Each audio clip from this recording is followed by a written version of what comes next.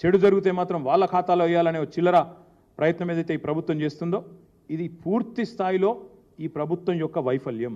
ఎందుకంటే 9వ నెల ఈ ప్రభుత్వం వచ్చి 8 నెలలు పూర్తయింది, 9వ నెలలో అడుగుపెట్టారు.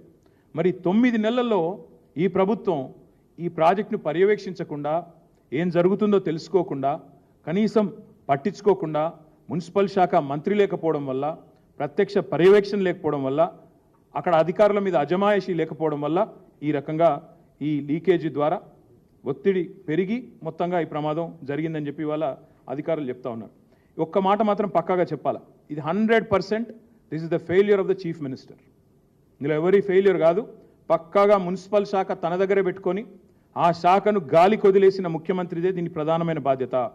ఇలాంటి భారీ ప్రాజెక్టులు కట్టేటప్పుడు పర్యవేక్షించాలి, మానిటర్ చేయాలి, ఎవ్రీడే చూడాలి. తప్పకుండా ప్రభుత్వం మీరు ఇవాళ ప్రజలకు